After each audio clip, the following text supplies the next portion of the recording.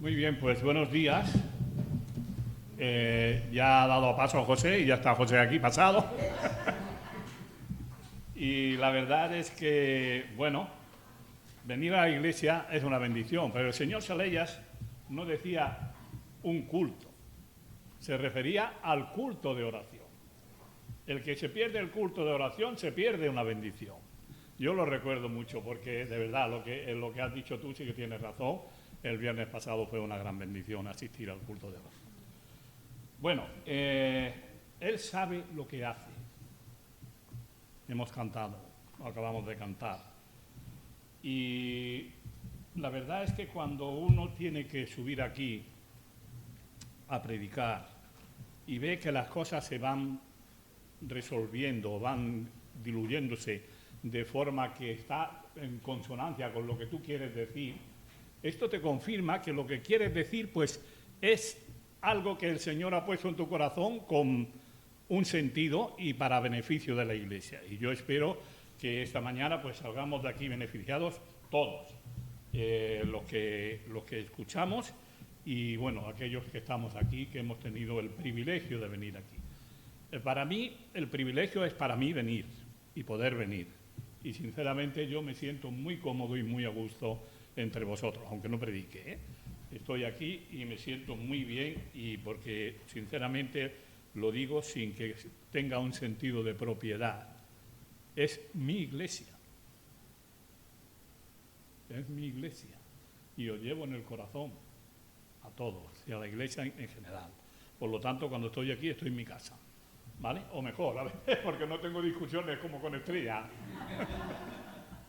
Pero bueno, vamos a entrar ahora en materia y lo que vamos a hablar esta mañana es de un mensaje que, si os digo la verdad, esta vez me ha costado buscar un título, porque podría sacar distintos títulos del pasaje que vamos a leer y que vamos a comentar. Y me ha costado, pero me quedo con uno. Colabora con Dios. Y quedémonos esto en nuestra mente. Colabora con Dios. Porque hoy vamos a ver algo o un texto en el que vemos cómo la colaboración con Dios es muy importante para nuestras vidas. Por lo tanto, puede ser un título válido. También puede ser la fe en juego.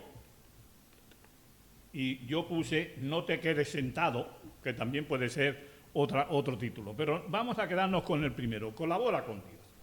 Colabora con Dios. Vamos a leer un pasaje y vamos a meditar sobre él. Está en Marcos, capítulo 9 y versículos del 14 al 29. Es un poco largo, pero luego nos centraremos solamente en menos versículos y no recorreremos todo el pasaje, porque nos vamos a centrar en 2 o 3 versículos solamente. Pero vamos a leerlo porque así nos situamos mejor en el contexto de lo que quería decir y lo que yo quiero decir esta mañana también. Dice, cuando llegó a donde estaban los discípulos, vio una gran multitud alrededor de ellos y escribas que disputaban con ellos. Y enseguida toda la gente, viéndolo, se asombró y corriendo a él lo saludaron. Él les preguntó, ¿qué disputáis con ellos? Y respondiendo uno de la multitud dijo, Maestro, traje a ti a mi hijo, que tiene un espíritu mudo, el cual donde quiera que le toma, le sacude y echa espumarajos, y cruje los dientes y se va secando, y dije a tus discípulos que lo echasen fuera y no pudieron. Y respondiendo él les dijo, oh generación incrédula, ¿hasta cuándo he de estar con vosotros? ¿Hasta cuándo os he de soportar? Traédmelo. Y se lo trajeron, y cuando el espíritu vio a Jesús sacudiendo con violencia al muchacho, quien cayendo en tierra se revolcaba, echando espumarajos. Jesús preguntó al padre, ¿cuánto tiempo hace que le sucede esto? Y él dijo, desde niño. Y muchas veces le echa en el fuego y en el agua para matarle, pero si puedes hacer algo, ten misericordia de nosotros y ayúdanos. Jesús le dijo, si puedes creer, el que cree, todo le es posible. E inminentemente el padre del muchacho clamó y dijo, creo, ayuda a mi incredulidad. Y cuando Jesús vio que la multitud se agolpaba, reprendió al espíritu inmundo diciéndole, espíritu mudo y sordo, yo te mando, sal de él y no entres más en él. Entonces el espíritu, clamando y sacudiéndolo con violencia, salió, y él quedó como muerto, de modo que muchos decían, está muerto. Pero Jesús, tomándole de la mano, le enderezó y se levantó. Y cuando él entró en casa, sus discípulos le preguntaron aparte, ¿por qué nosotros no pudimos echarlo fuera? Y les dijo, este género no sale sino con mucha oración y ayuno. Hasta aquí la palabra del Señor. Y que Él la bendiga en nuestros corazones. Y bueno, pues la verdad es que este texto nos narra una historia de un hombre que recurre a Jesús porque tiene a un hijo en una situación francamente desesperada, está sufriendo una muerte lenta y dolorosa, el muchacho, y el padre no sabe qué hacer y no ve una salida, y entonces va a Jesús. Y bueno, aquí el muchacho tiene una enfermedad que le va a producir una muerte lenta, pero dolorosa, y que arrastra desde niño además, o sea, es una enfermedad larga durante el tiempo. No sé la edad que tendría el niño aquí o el muchacho aquí, pero desde niño está arrastrando esa enfermedad, lo cual, en cierto modo, produce una situación en la familia y, lógicamente, en el padre. La fe nos dota de un poder que transforma nuestra vida, o que debe transformar nuestra vida. Cuando yo recurro a Dios con sinceridad y fe, Él puede transformar nuestra vida o nuestra muerte en vida. Por tanto, la búsqueda de Dios desde nuestra debilidad, muchas veces, la que hace que yo sea un nuevo hombre con otra calidad de vida. ¿Qué hace el Padre? Vamos a ver una serie de unos puntos, como a mí me gusta siempre destacar algunos puntitos. Vamos a destacar unos puntitos para ver lo que hace el hombre en esta situación en la que no ve solución. Porque él no ve solución, por eso habla como habla y por eso le habla a Jesús como le habla. Lo primero que hace es pedir ayuda. Versículo 22. Dice, y muchas veces le echa en el fuego y en el agua para matarle, pero si puedes hacer algo, ten misericordia de nosotros y ayúdanos. O sea, el hombre recurre a Jesús para que le ayude, para que le eche una mano. Muchas veces la situación de dolor y sufrimiento del padre por lo que padece nos debe de llevar a pedir ayuda, y pedimos ayuda al médico, al hospital, a donde lo llevamos o cualquier otro sitio, y este hombre va a pedir ayuda a Jesús y va a decirle, Señor, mira cómo está mi situación, mira qué es la experiencia que estoy viviendo, si puedes, ten misericordia de mí, ten misericordia de nosotros y ayúdanos. Es una petición de ayuda desde un ángulo de humildad y sinceridad que está fuera de lo común. El hombre, el padre que sufre, se pone delante del Señor diciéndole, tú puedes, ayúdanos, haz con nosotros misericordia. Apela al poder del Señor. Lo primero, si puedes hacer algo, ayúdanos. Es una especie de reconocimiento de que él no podía hacer nada. Si tú puedes, ayúdame. Yo creo que muchas veces nos hemos encontrado nosotros también en situaciones similares. Posiblemente en más de una ocasión te has encontrado en una situación en la que no puedo hacer más, no sé cómo voy a salir, no sé qué es lo que tengo que hacer. Y esta es, en cierto modo, la situación de este hombre aquí. Pero apela a su misericordia también. Ten misericordia de nosotros. La misericordia es aquel atributo de Dios que nos da aquello que nosotros no nos merecemos. O sea, pedimos cosas y decimos, no, es que no me las merezco. Pues aunque tú no te las merezcas, Dios en su misericordia te las puede dar. Y eso es la misericordia. O sea, es decir, aquello que yo no merezco, lo puedo tener por la misericordia de Dios. Nosotros no merecíamos la salvación. ¿Verdad que no?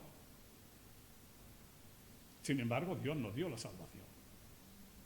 Sin embargo, el Señor mandó a su Hijo para que muriera por nosotros en la cruz, cuando nosotros no lo merecíamos, cuando éramos sus enemigos. Pero Él hace esto. Ten misericordia de nosotros. Y luego le pide ayuda. Creo que cuando no podamos más, cuando nos veamos ya agotados y rendidos, no deberíamos de arrojar la toalla, sino de pedirle al Señor que nos ayude, con la seguridad de que nos puede ayudar. El Señor nos puede ayudar, después la Iglesia también nos puede ayudar, y después el hermano con aquel que tenemos relación o amistad. Le podemos pedir ayuda en un momento determinado y que haga de terapeuta, entre comillas, diciéndonos o escuchándonos simplemente, que es lo que muchas veces necesitamos, porque esto es lo que necesitamos. Ha dicho Antonio, y yo lo corroboro también, que el viernes tuvimos un culto de oración que fue una bendición. Bueno, cada día lo es, cada viernes. Pero fue un poco especial. Dio el testimonio nuestra hermana Gabriela. Y la verdad es que me impactó lo que contaba ella y la manera en que le sucedieron las cosas. Dice que cuando estaba en Venezuela, una hermana de aquí de España, que llevaba años, le dijo que se viniera, pero no le mandó una carta de invitación. Y cuando iba a ir a la frontera, le dije, o la frontera, digamos, el lugar donde hacen los pasaportes para pasar, o lo que sea, no sé si es frontera, porque si es Venezuela no será frontera. El aeropuerto. Cuando tuvo que ir a donde pasan los pasaportes y miran los visados y esto, y le dijeron, es que no tiene usted invitación. Y ella dijo, me acuerdo, si el Señor quiere que pase, pasaré, si no, me quedaré. ¿Dónde está Gabriela ahora? La hermana no le hizo visado, no le hizo una carta de invitación, pero el Señor sí que la invitó. Y vino, y hoy está aquí. Otra cosa que contó que me hizo gracia, y bueno, pero me ayudó a reflexionar, no tenía visado, pero lo tuvo. Pero lo tuvo, el Señor le hizo el visado y le pusieron el sello para que pasara. Y llevaba una maleta, como todos cuando viajamos solemos llevar una maleta. Yo me acuerdo la que traía yo cuando me vine de Granada, de mi pueblo, en el año 61, que por cierto eran de aquellas bastante malas, que apenas caían 4 gotas se estropeaba, porque eran de cartón de piedra, aquellas muy malas. Pero bueno, tenía una maleta y traje una maleta. Y ella traía una maleta. Pero cuando fue a pasar por otro sitio de esto, le dijeron que podía pasar ella, pero no la maleta. Y le dijo, bueno, pues paso yo y la maleta se queda. Y se quería venir sin equipaje. Porque si no se trae la ropa, pues va a venir solamente con lo puesto, como se suele decir. Pero llegó un señor por allí y le dijo que pasara la maleta también. ¿No? O sea, pasó ella y la maleta. Y aunque no podía venir aquí, no tenía carta de invitación, hoy la tenemos aquí alabando a Dios con nosotros. Y esto es una bendición. Y esto es ver la mano de Dios en la vida de las personas. Por eso, hermanos, cuando tú y yo no tengamos salida, cuando estemos en esos momentos en los que vamos a rayar en la desesperación, no caigamos en ella. Y digamos como decía Moisés, si tu presencia va conmigo, sácame de aquí, y si no, no me saques. Pidamos que venga el Señor con nosotros, pidamos que el Señor nos ayude para que nosotros podamos pasar todas las fronteras que se nos puedan presentar y todos los obstáculos que se nos puedan presentar en este mundo. Bien, el hombre pide ayuda, pero ¿qué le responde el Señor? versículo 23, y aquí ya nos vamos a centrar más en los versículos estos para que analizarlos un poco. El versículo 3 dice, y Jesús le dijo, claro, como él le dijo, el hombre, el padre le dijo, si puedes hacer algo, ayúdanos. Jesús le dijo, si puedes creer, el que cree, todo le es posible. Si puedes creer, el que cree, todo le es posible. ¿Por qué pregunta el hombre? ¿Por qué le dice Jesús esta expresión al hombre? Fijaos que usa el mismo verbo que usó el hombre preguntándole a Jesús. Si puedes hacer algo, hazlo. Y Jesús le contesta con el mismo verbo. Si puedes creer, la fe es suficiente. ¿Por qué le pregunta eso? Y yo no creo que el hombre no creyera, puesto que fue a Jesús. Fue a pedirle que sanara a su hijo. O sea, no creo que no tuviera fe. Pero lo que estaba padeciendo y lo que estaba sufriendo, para él no veía solución. Muchas veces hemos pasado por momentos así nosotros, seguramente. Muchas veces hemos visto nuestra situación y ¿qué hago ahora yo? No puedo hacer nada. No tiene solución. ¿Quién me lo va a resolver? Sin embargo, el Señor le dice esto. Si puedes creer, el que cree, o para el que cree, todo le es posible.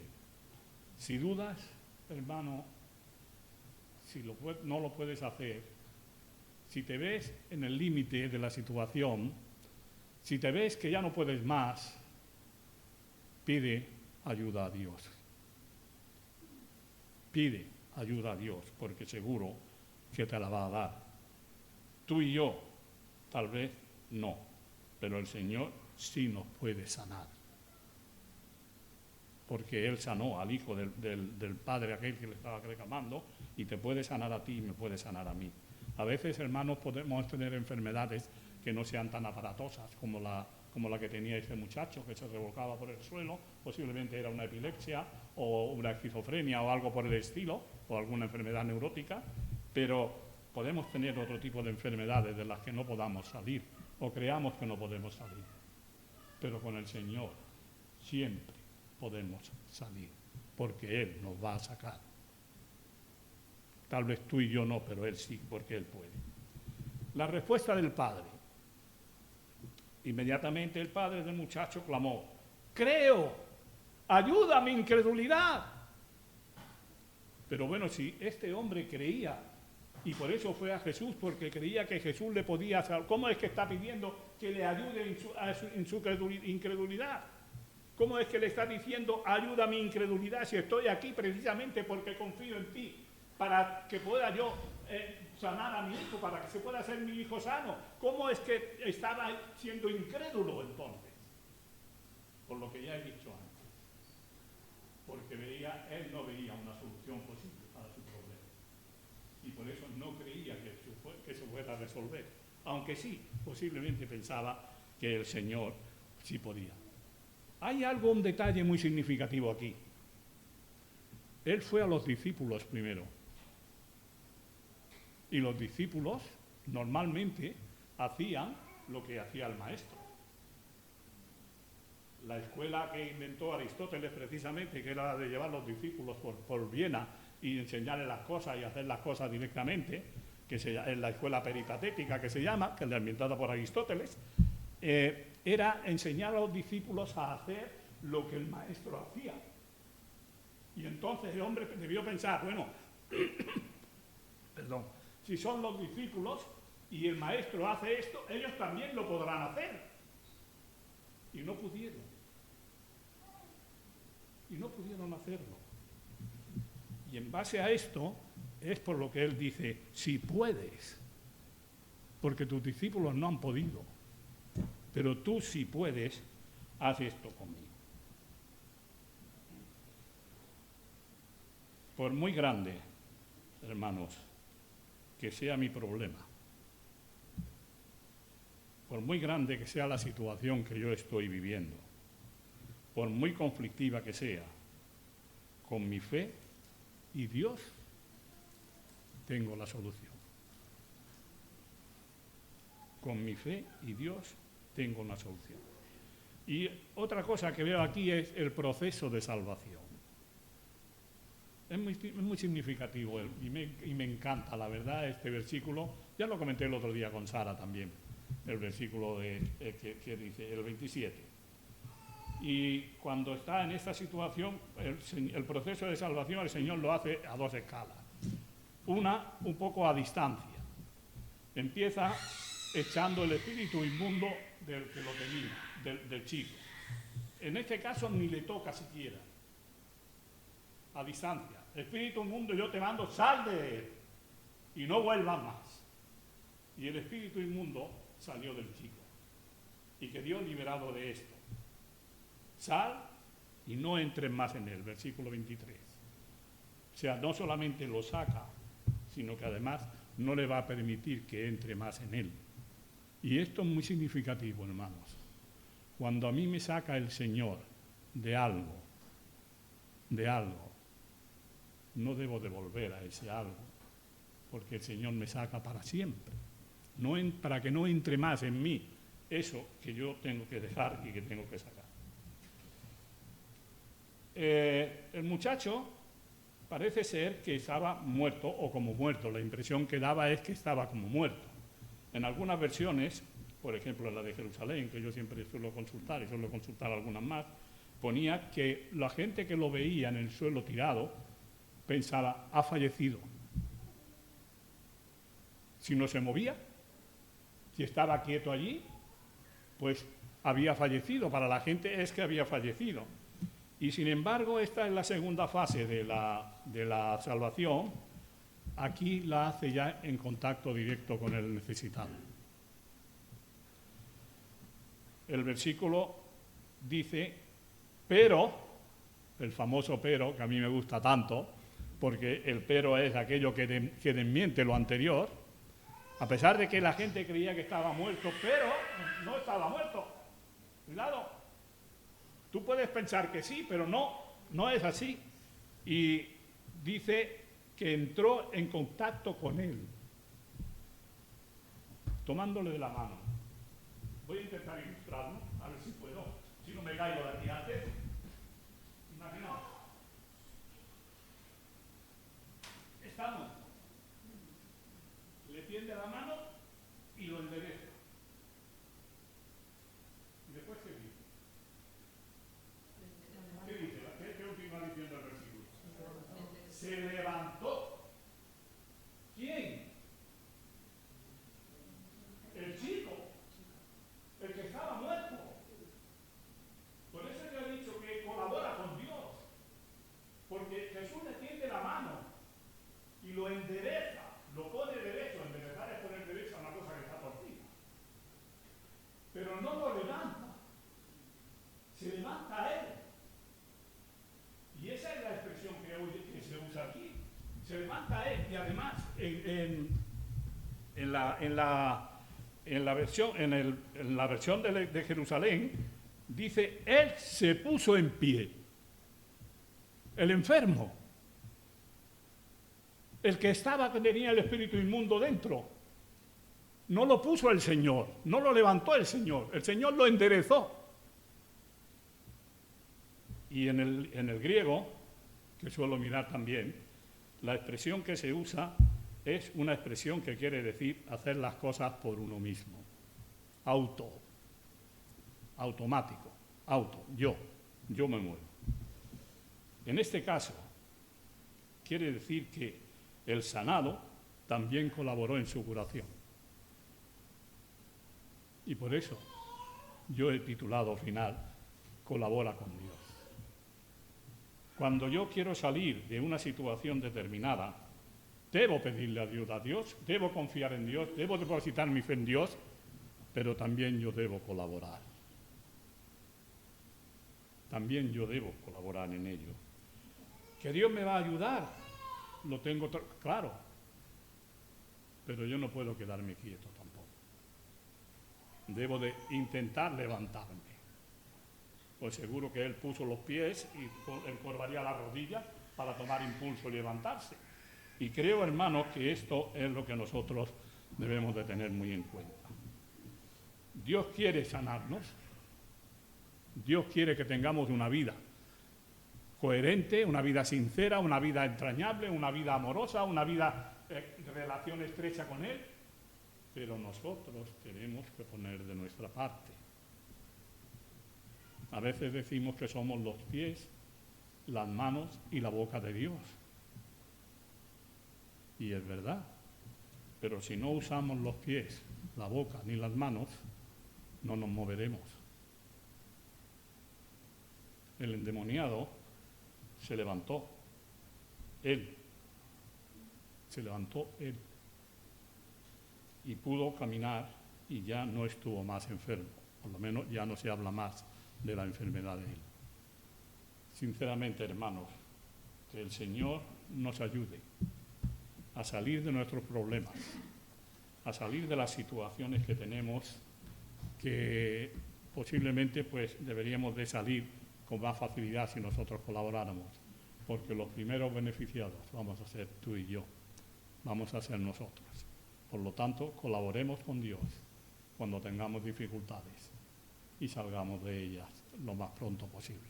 Que el Señor nos bendiga y que tengamos una buena semana todos.